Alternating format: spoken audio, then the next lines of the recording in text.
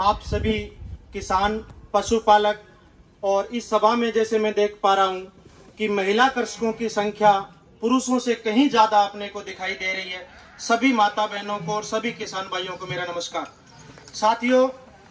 मैं इस क्षेत्र के अंदर 2011 से रह रहा हूं और आपके इसी क्षेत्र में मेरे को 3 से 4 महीने रहने का मौका इस कृषि विज्ञान केंद्र जो आपके नजदीक के अंदर ही है, यहाँ पे 2 महीने रहने का मौका मिला था।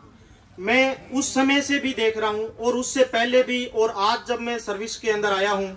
मैंने आपके इस क्षेत्र को भी अच्छी तरह से देखा है। आप लोगों का जो जीवन का मुख्य आधार है वो पशुपालन है। और पशुपालन में खास करके अपन जैसे बात करें, जिस क्षेत्र के अंदर ये संस्थान काम कर रहा है, भेड़ एवं बकरी पालन,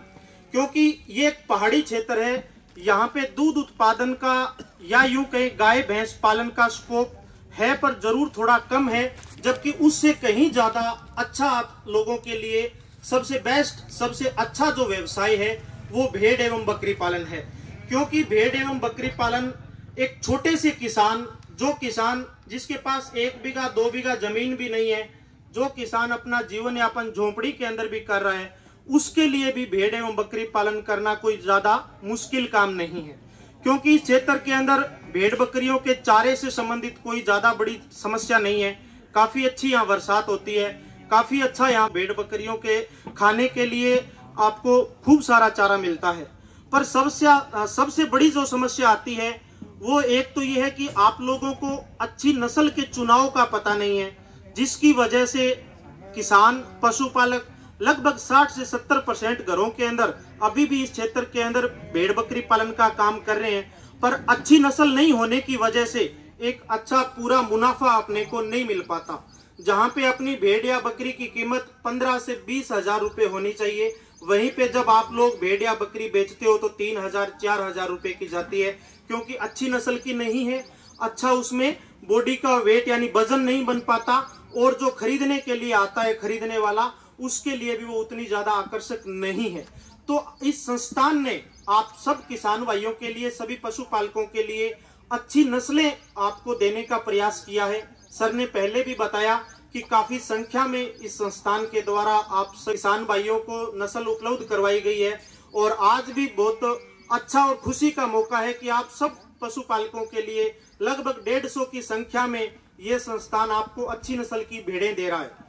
भेड़ें और बकरी दोनों ही आपकी आय को बढ़ाने का एक बहुत अच्छा साधन है। और ज्यादा यदि अपन स्कोप की बात करें तो आज के समय में देश की सबसे पशुपालन के क्षेत्र के अंदर सबसे मुख्य जो एक स्कीम जो आज के समय में चलाई जा रही है, खास करके भेड़ एवं बकरी पालकों के लिए, राष्ट्रीय पशुधन मिशन स्कीम। उस स्कीम के अंदर यदि कोई किसान भाई, जैसे आप सब छोटा पशुपालन का काम करते हो, 2, 5, 10 बकरियों पे आप लोग काम करते हो, यदि आप में से कोई युवा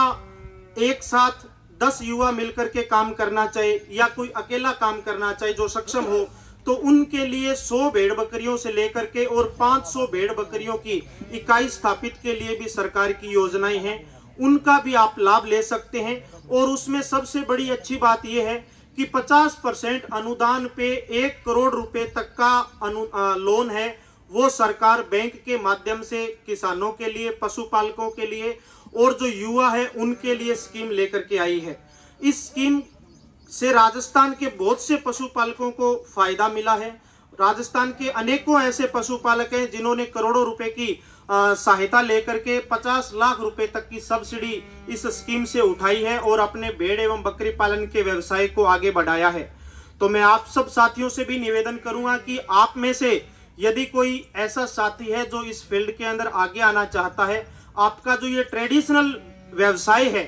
इसको और आगे अच्छा कॉमर्शियलाइजेशन की तरफ यानी व्यावसायिक दृष्टि से आगे बढ़ाने के लिए ये सरकार की स्कीम बहुत ज्यादा कामयाब होगी। और इस क्षेत्र में अपार इस चीज की संभावनाएं हैं, क्योंकि यदि दूसरे क्षेत्रों में अपन बात करते हैं जहां पे कृषि क्षेत्र बहुत ज्यादा है, वहां पशुपालन के लिए थोड़ा सा संकट अपने को देखने को मिलता है। जबकि इस क्षेत्र में पहले भी मैंने बताया कि चारे की कोई बहुत बड़ी समस्या नहीं है, और भेड़ बकरियों के लिए यदि चारा मिल जाता है तो उन्हें दूसरे मैनेजमेंट की और दूसरी समस्याओं की भी दिक्कत नहीं आती। यदि किसान जैसे अपने घर में बच्चा जब पैदा होता है उस समय से अपन दवाई पिलाते हैं, पोलियो की दवाई पिलाते हैं, ओरी का टीका लगवाते हैं, माता का टीका लगवाते हैं। इसी तरह से पशुपालन के अंदर भी किसान मनुष्य की तरह सचेत हो जाए, पशुओं में टीकाकरण का, जैसे पहले सर ने बताया, टीकाकरण का काम समय समय पे करवा ले, उनके पेट के कीड़े मारने की दवाई का काम समय से कर ले, नस्ल को पहचान जाए,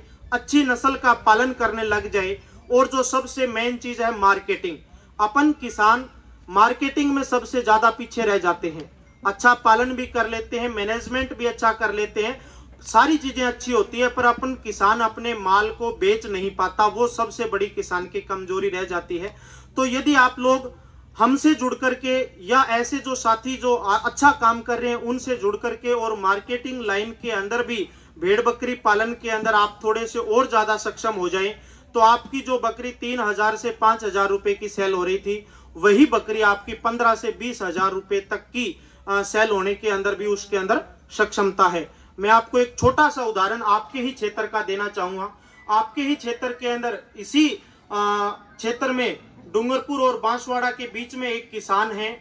उनके पास दुबई से वो आज से 20 साल पहले लौट करके आए थे और उन्होंने यूट्यूब पे देख करके और हरियाणा में 1-2 जगह विजिट करके डेयरी फार्म का काम शुरू किया था। सर, उस किसान ने लगभग 10 साल तक डेयरी फार्म में काम किया और धीरे धीरे उसको समझ में आया कि डेयरी फार्म से ज्यादा बकरी पालन के अंदर अच्छा मुनाफा है। तो आज आपके इस क्षेत्र में आपसे 50-60 किलोमीटर दूरी पे 200 से 250 बकरियों का काम कर रहे हैं और पूरे देश भर के अंदर अच्छा अपना काम और नाम दोनों कर रखा है। तो आप लोग भी इस तरह का काम कर सकते हैं। इस संस्थान का आप सबके लिए इतना बड़ा सहयोग है और हमारे कृषि विश्वविद्यालय भी आप सभी किसान एवं पशुपालक भाइयों के लिए तत्पर हैं। तो आप सब किसान साथी इस तरह की स्कीम का, इस तरह के संस्थान के जो द्वारा आपको फायदा दिया जा रहा है, आप इन सब का जरूर फायदा उठाएं और अधिक से अधिक पशुपालन के अंदर आगे बढ़ें, क्योंकि पशुपालन ही किसान की जीवन रेखा इस क्षेत्र के अंदर मानी गई है। आप सभी किसान